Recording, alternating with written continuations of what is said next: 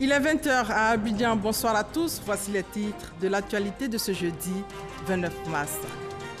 À la une ce soir, la rentrée sénatoriale prévue le 10 avril, la deuxième phase de l'opération d'identification des abonnés de téléphonie mobile prorogée d'un mois, décision du Conseil des ministres de ce jeudi. Et comme tous les jeudis, depuis pratiquement un mois, vous avez droit à votre dossier politique ce soir. Aujourd'hui, incursion au sein du MFA. Qu'est-ce qui se passe au sein de ce parti? La réponse tout à l'heure. Dans l'actualité religieuse, le lavement des pieds, un rituel accompli par Jésus après avoir pris son dernier repas avec ses disciples. Un rituel qui nous invite à l'amour, à l'humilité et au pardon. Et enfin, on ira au Botswana pour parler de cette démission exemplaire du président Kama, 18 mois avant la fin de son mandat, pour respecter à la lettre la Constitution. Voilà pour les titres. Bienvenue à tous. Il y a eu un conseil des ministres ce jeudi. Au menu, la sécurité routière, la phase 2 de l'identification des abonnés prorogée d'un mois et le prix du kilogramme de cacao fixé à 700 francs CFA pour la campagne intermédiaire. Il a été aussi question des sénatoriales. La synthèse du conseil des ministres avec Awa Touré. Le Conseil des ministres, ce jeudi 29 mars, a fait le point sur les élections sénatoriales du 24 mars.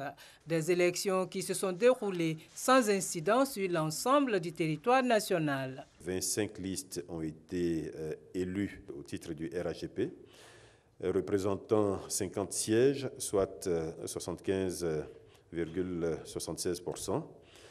Et 8 listes ont été élues pour le compte des indépendants, ce qui représente 16 sièges. Les prochaines étapes en ce qui concerne la mise en place du Sénat, le 4 avril 2018, ce sera la proclamation des résultats définitifs par le Conseil constitutionnel. Ensuite, le 5 avril, le Sénat procédera à l'élection de son président. Et le 10 avril 2018, s'effectuera la cérémonie de rentrée solennelle du Sénat à Yamoussoukro. Le prix du cacao pour la campagne intermédiaire de commercialisation 2017-2018, qui s'ouvre le 1er avril, est fixé à 700 francs CFA le kilogramme. La production pour l'année 2000, pour la campagne 2017-2018, à ce jour est estimée à peu près 2 millions de tonnes. Et en ce qui concerne la campagne intermédiaire, la production est estimée à 500 000 tonnes. Après analyse, le Conseil a donné son accord pour maintenir le prix bord-champ du cacao à 700 francs le kilo. Vous le savez, la tradition veut que le prix de la campagne intermédiaire soit inférieur à celui de la campagne principale. C'est ce qui se fait habituellement puisqu'il y a une décote relative notamment à la qualité moindre des productions de la campagne intermédiaire. Malgré cela, le Conseil a donc décidé de maintenir à 700 francs le prix fixé pour la campagne intermédiaire. La phase 2 de l'opération d'identification, les retardataires ont un mois supplémentaire pour se faire identifier. Le président de la République a exceptionnellement autorisé que cette opération soit prolongée d'1 mois pour s'achever le 30 avril 2018. Passé le délai du 30 avril 2018, les personnes non identifiées, selon les exigences prescrites par le décret de cette deuxième phase d'identification, ces personnes seront mises en restriction d'appel pendant une période de 2 mois. Et si après ces 2 mois, ces personnes ne sont toujours pas régularisées, ces personnes risquent, conformément à la réglementation en vigueur, d'être tout simplement désactivées, leur numéro supprimé et sortis des registres des abonnés. Et puis, pour la période de Pâques, le gouvernement a pris des mesures exceptionnelles pour renforcer la sécurité routière. Intensifier l'information et la sensibilisation des populations, en particulier des conducteurs, pendant cette période.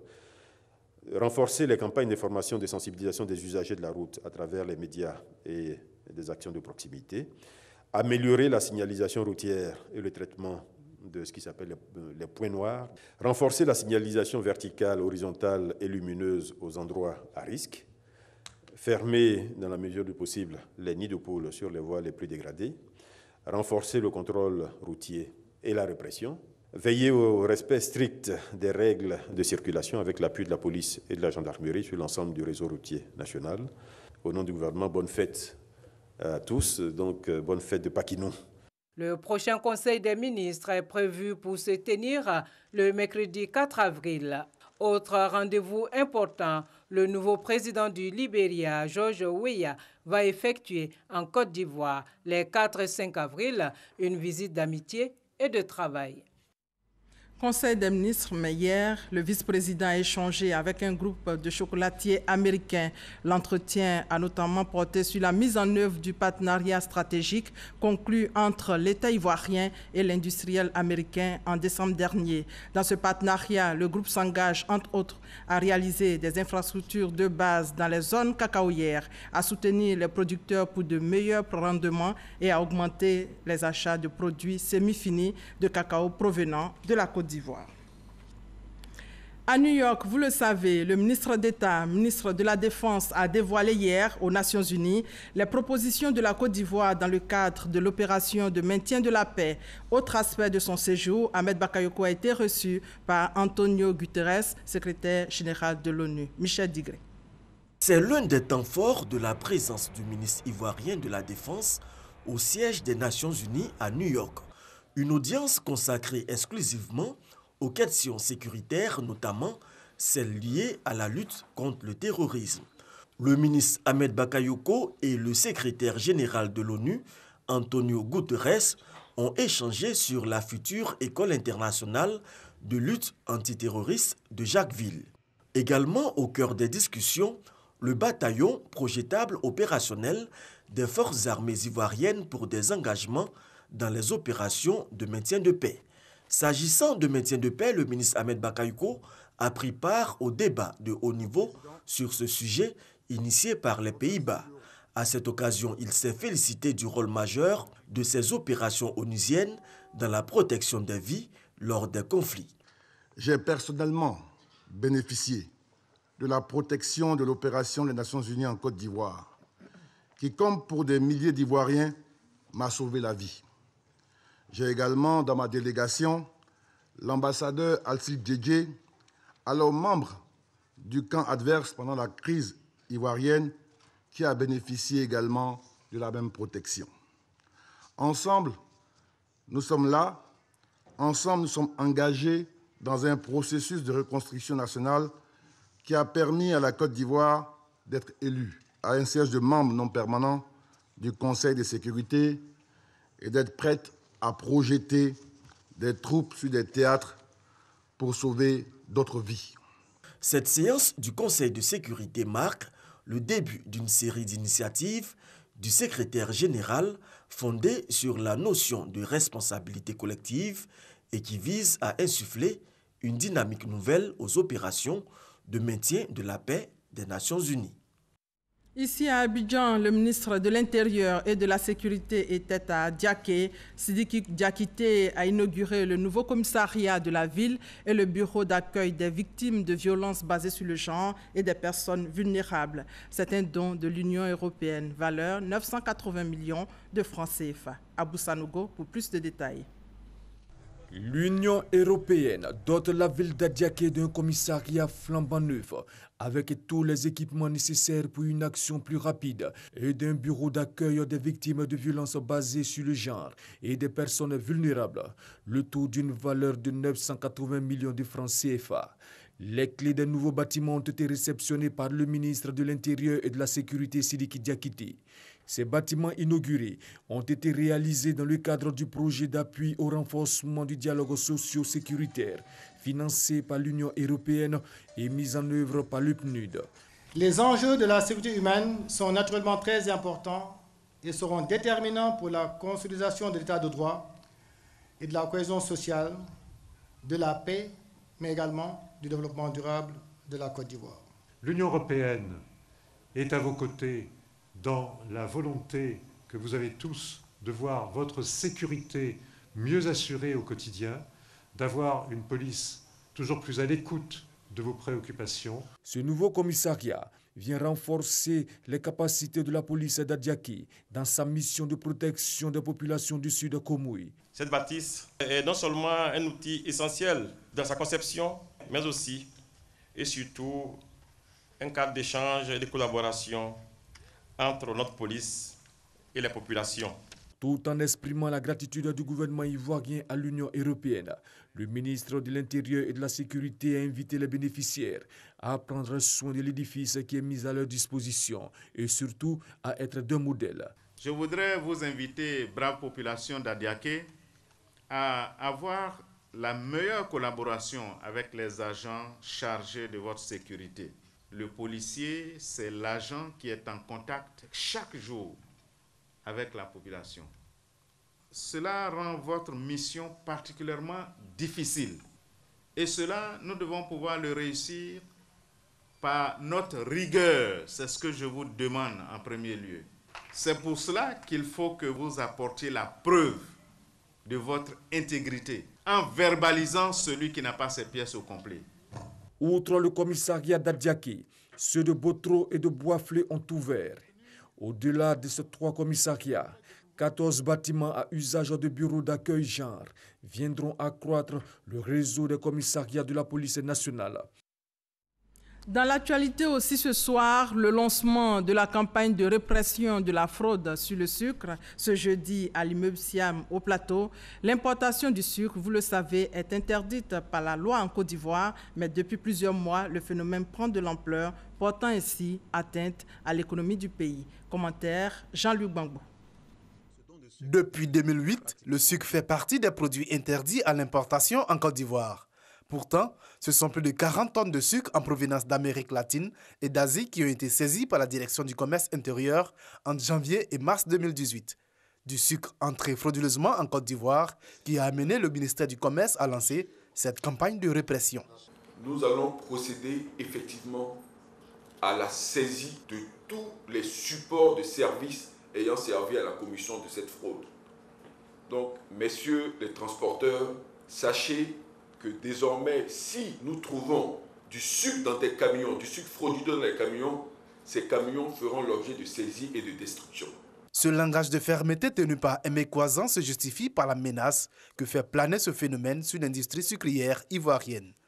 L'industrie sucrière emploie environ 15 000 travailleurs et fait vivre plus de 60 000 personnes. Les investissements à hauteur de 190 milliards de francs CFA sont programmés sur la période 2017-2023 afin de porter la production nationale à 290 000 tonnes. Cette fraude met en péril notre économie avec pour conséquence des pertes de recettes douanières et fiscales et crée une concurrence déloyale sur nos marchés. Outre la menace sur l'économie, l'importation frauduleuse constitue un risque sanitaire pour la population. Les pertes annuelles occasionnées par cette situation sont estimées à plus de 20 milliards de francs CFA. L'importation frauduleuse de sucre en Côte d'Ivoire est passible de sanctions allant de 100 000 francs à 100 millions de francs CFA avec la possibilité de peines privatives de liberté. Et en images, le système ouest-africain d'accréditation a officiellement lancé aussi ses activités hier à Abidjan. Son siège est ici. Le système a été créé en 2010 par le Conseil des ministres de l'Union économique et monétaire ouest-africaine. La Côte d'Ivoire et le gouvernement japonais ont signé hier à Abidjan 2 accords de dons d'un montant global d'1,245 milliard de francs CFA. Une tranche de ces montants va servir à financer les travaux de l'échangeur de l'amitié ivoiro-japonaise de Trècheville. L'autre tranche permettra d'équiper le média de service public Fraternité Matin, nous dit Lanciné Bakayoko. Chaude poignée de main entre le ministre de l'Économie et des Finances et le représentant résident de l'Agence japonaise de coopération internationale JICA après la signature de 2 accords de dons. Le premier accord concerne la deuxième phase de projet de construction d'échangeurs de Solibra, baptisé désormais l'échangeur d'amitié ivoiro-japonaise. Le second accord est pour le projet intitulé l'amélioration de l'équipement pour le procédé d'impression et la numérisation des archives de la Société Nouvelle de Presse et de l'édition de Côte d'Ivoire. Pour le groupe Fraternité Matin, la somme décaissée s'élève à 305 millions de francs CFA. Objectif, hisser la société au rang des grandes éditions à l'échelle internationale par le renforcement de ses capacités d'impression. Quant à l'échangeur de l'amitié ivoiro-japonaise, le montant affecté est de 940 millions de francs CFA et va financer la réalisation d'un troisième bras au-dessus des deux en construction, un tronçon très emprunté. Je voudrais me faire l'interprète de nombreux usagers en proie à des embouteillages au quotidien au niveau du carrefour Solibra et vous exprimer le soulagement et l'espoir des populations de voir l'ouvrage livré le plus rapidement possible. 27 milliards de francs CFA, c'est le montant du financement accordé à la Côte d'Ivoire pour la construction de l'échangeur de l'amitié ivoiro-nippone sur le boulevard Valéry Giscard d'Estaing. À suivre maintenant le dossier politique de la rédaction ce soir, dossier consacré justement à la crise qui secoue le MFA, le mouvement des forces d'avenir. Ansoumana Moutaye et Ouattara Siaka se disputent la tête du MFA. Qu'est-ce qui les oppose? Quelle évolution dans la gestion de ce conflit qui menace la sérénité de ce parti? Comprendre la crise politique qui secoue le MFA, un dossier d'Herman Guivet.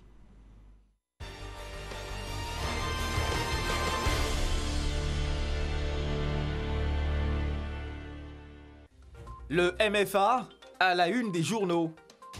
Les raisons de ce positionnement, la crise au sein du mouvement des forces d'avenir. Après une réunion de son camp, Ansoumana Moutaye affirme: Le bureau politique m'a donné son accord pour signer le manifeste du parti unifié. Sur le même sujet, Ouattara Siaka riposte: Le MFA n'a pas donné mandat à Ansoumana Moutaye. Comment sommes-nous arrivés à cet imbroglio au sein de ce parti politique? Pour le comprendre, faisons ensemble machine arrière. À qui reviendra le droit de tenir la plume qui signera le manifeste du parti unifié? Cet imbroglio au sein du MFA remonte au 26 mars 2015. Les membres du bureau politique décident à l'unanimité de suspendre Anaki Covenant Innocent Augustin de ses fonctions de président du MFA. Il lui est reproché de poser des actes qui desservent son parti. Le camarade Anaki Covenant Innocent est suspendu de ses fonctions de président du mouvement des forces d'avenir MFA jusqu'au premier congrès extraordinaire qui se tiendra au plus tard le 15 avril 2015. Le 12 avril 2015 se tient un congrès extraordinaire au cours duquel Ansoumana Moutaye est élu président du MFA. Ses premiers mots annoncent la rupture avec un passé politique pénible. L'ère Anaki Covenant, loin derrière, voici plusieurs mois que le torchon brûle au sein du parti politique que constitue le MFA. Une crise aux origines quelque peu similaires à la situation présente, et pour comprendre ce bicéphalisme, à la tête de ce parti, nous avons rencontré les différentes obédiences. Moutaye Ansoumana et Ouattara Siaka. Tous deux prétendent à la casquette de président du MFA. Chacun ses soutiens, chacun ses arguments, chacun sa version des faits. Tout est venu du fait qu'en 2017, lors du remaniement, lorsque nous sommes sortis du gouvernement, ils ont manifesté le désir que le président ne défend pas beaucoup leurs intérêts, parce qu'ils ont perdu leurs emplois. Donc, mais nous avons dit qu'en fait, ce n'est pas le président, parce qu'on a fusionné deux ministères. Donc, c'est tout à fait normal que le ministre procède par compétence. Mais la compétence, ce n'est pas le président qui la donne. C'est l'individu lui-même qui présente sa compétence. Et donc, ça crée en tout cas une situation incompréhensible au sein de certains de nos cadres qui pensent qu'on n'a pas suffisamment défendu leur dossier.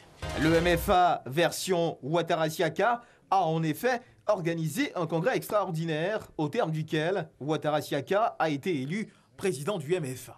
M. Moutaye a été porté à la tête du MFA le 12 avril 2015. Et depuis lors, M. Moutaye n'a pas organisé le parti. Mais plus grave, il délocalise le siège du parti sans informer les militants que nous sommes. Pourtant, un parti politique, le siège est fixé par congrès ou par bureau politique. Si on doit délocaliser le siège, c'est encore un autre bureau politique ou un autre congrès qui peut demander aux militants que le siège sera désormais dans telle localité. De deux, le monsieur Moutaye n'a pas de vision politique. Chacun ses recours en justice. Le 14 mars dernier, la décision est tombée, où M. Moutaye a été déclaré mal fondé, ensuite débouté et condamné aux dépens. Mais comme c'était cette décision que nous attendions, ça ouvre maintenant la porte à aller au Congrès. Et voilà pourquoi nous avons convoqué ce congrès extraordinaire qui a eu lieu à Bondoukou. Mais plus loin, après avoir convoqué encore ce congrès, M. Moutaye a saisi encore un juge de référé qui s'est déclaré incompétent parce que le dossier de M. Moutaye était vide. Nous avons appris que les camarades de Siaka et ses camarades voulaient faire une réunion à Bondoukou le 25. Après, nous avons été informés que c'est un congrès. Mais nous avons saisi notre conseil et devant la justice, M. Ouattara Siaka a dit qu'il n'y a pas de congrès à Bondoukou et qu'il n'y avait pas de congrès. Donc nous pensons que Ouattara Siaka et ses amis sont allés faire une réunion. On a été surpris que dimanche soir, nous apprenons sur les réseaux sociaux qu'il y a eu un congrès à Bondoukou. Nous avons saisi la justice pour faire valoir nos droits. Et actuellement, l'affaire est pendant devant la justice. L'audience sera pour le 15 mai. À la question de savoir comment se porte le MFA, j'ai pu vous rassurer que le MFA se porte très bien. Le MFA se porte très bien. Pour les deux camps, tout semble être bon, pour le meilleur des mondes, au sein du MFA. Nous retenons pour notre part que les deux dernières décisions de justice rendues dans ce bras de fer sont des attestations de plumitifs en date du 16 mars et du 23 mars 2018. Chacune des parties entend faire prévaloir ses arguments devant la justice afin d'offrir aux militants du mouvement des forces d'avenir un avenir plus éclairé. Conflit au sein du MFA, un dossier proposé par Herman Guivet du service politique. Rendez-vous jeudi prochain pour un autre dossier politique. La présidente de la Commission nationale des droits de l'homme expose sur les conditions des femmes en Côte d'Ivoire depuis les Nations Unies. C'était au cours d'un panel qui avait pour thème « Brisons le plafond de verre, autonomisation politique des femmes et accès des femmes aux responsabilités politiques ». Le commentaire d'Abou Sanogo. Salle de conférence au CR1, bâtiment des Nations Unies. La Commission nationale des droits de l'homme de Côte d'Ivoire expose aux États-Unis d'Amérique sur les conditions des femmes, une initiative de coordination française et suédoise du lobbying européen des femmes et de la Fondation Jaurès en France. Un panel sur le thème « Brisons le plafond de verre, autonomisation politique et accès des femmes aux responsabilités politiques » qui avait pour objectif de mettre en place un cadre d'échange en matière de promotion du genre dans l'occupation des hautes fonctions de l'État dans leurs pays respectifs. La tenue de cette rencontre a permis à la présidente de la Commission nationale des droits de l'homme de Côte d'Ivoire, Namizata Sangaré, de faire le point des actions menées par la Commission nationale des droits de l'homme de Côte d'Ivoire en matière de promotion du genre en Côte d'Ivoire. Pour Namizata Sangaré, les femmes ne sont pas assez promues et leurs aptitudes à diriger suscitent toujours des interrogations et font encore l'objet de préjugés. Dans l'actualité religieuse, ce jeudi, le lavement des pieds, un rituel accompli par Jésus. Le jeudi saint, l'événement est commémoré dans les paroisses, signe d'amour, d'humilité et de pardon que le Christ a inculqué à ses disciples. Jeudi saint, demain vendredi saint, les chrétiens catholiques vont revivre la commémoration de la passion du Christ. Comment se prépare l'événement? Notre reporter Grace Kando vient à peine de la paroisse Saint-Augustin de Bingerville. Regardez. Ce vendredi saint marque le dernier chemin de croix du mois de Carême que les chrétiens vont vivre symboliquement à travers des mimes dans leur paroisse. Le chemin de croix retrace la passion du Christ depuis le jardin des Oliviers jusqu'à Golgotha à Jérusalem pour le salut de l'humanité. Avant l'événement qui sera commémoré demain, l'heure est aux répétitions à Saint-Augustin de Bingerville. 10e station, Jésus est dépouillé de ses vêtements. Alors, Pilate le livra Jésus pour qu'il soit crucifié. Et ils se saisirent de lui. Ils amènent Jésus à l'endroit appelé Golgotha, c'est-à-dire lieu du crâne au calvaire. Moqueur, pleureuse, soldat, mère de Jésus sont entre autres acteurs qui composent la troupe théâtrale. Mais comment se fait le choix des acteurs? Il n'y a pas de critère de choix pour prendre part au mime de la passion du Seigneur. Ce sont des jeunes, des personnes, des catholiques disponibles, disposés à vivre aussi autrement à travers les actes. Cette étape de la souffrance du Christ, c'est aussi une manière à leur niveau de participer aussi à la souffrance du Christ. Christ même dit qu'il n'y a pas de plus grand amour que de donner sa vie pour ceux qu'on aime. Nous permettons à la communauté, aux chrétiens, de revivre, de ressentir un peu le mal que Jésus a vécu. On doit voir dans ces différentes stations la souffrance, le sacrifice que Jésus a fait pour que le monde soit sauvé. Dans cette pièce, je joue le rôle de Marie, la mère de Jésus. Et vraiment, ça fait vraiment mal de voir son enfant se faire flageller pour les péchés qu'il n'a pas commis. C'est cette émotion-là que nous avons voulu partager avec les chrétiens et vouloir les évangéliser à travers le théâtre. Méditation, prière, adoration sont entre autres temps forts qui composent les 14 stations du chemin de croix. Et à la veille de la fête de Pâques, le président du Haut Conseil a appelé les transporteurs à la prudence afin d'éviter d'endeuiller des familles. Reportage Kwadio Kwame. Lancement des activités du bureau du Haut Conseil du patronat des entreprises des transports routiers de Côte d'Ivoire, région du Bélier. Cadre fédérateur de l'ensemble des opérateurs du secteur routier en Côte d'Ivoire. Le bureau assure la représentativité auprès des pouvoirs publics et des partenaires au développement. À ce jour, le Haut Conseil est présent dans 99 localités du pays pour organiser le secteur du transport, une unité d'action pour plus de responsabilité et la professionnalisation des acteurs du secteur. L'idée finale, c'est de faire en sorte que le transporteur routier puisse faire son transport, rentabiliser son affaire, mais surtout assurer la mobilité de nos populations dans de très bonnes conditions de sécurité. En cette période de fête, le directeur général du Haut Conseil du patronat des entreprises de transport routier en Côte d'Ivoire appelle les transporteurs à la responsabilité et à la prudence afin d'éviter les désagréments sur les routes. Que les conducteurs puissent respecter les règles minimum du code de la route qui sauvent les vies. Et aux entrepreneurs, les transporteurs, leur demander de respecter les règles minimum qui exigent une bonne tenue mécanique et électrique du véhicule pour que véritablement les conducteurs et l'équipage qui utilisent ces véhicules-là puissent transporter nos populations dans de très bonnes conditions. La représentation du Haut Conseil à Yamoussoukro, une réelle volonté des acteurs sur le terrain. Le directeur régional des transports a saisi l'occasion de ce lancement pour appeler les transporteurs à être des dynamiques chefs d'entreprise afin de jouer le rôle qui leur revient dans le développement de la Côte d'Ivoire.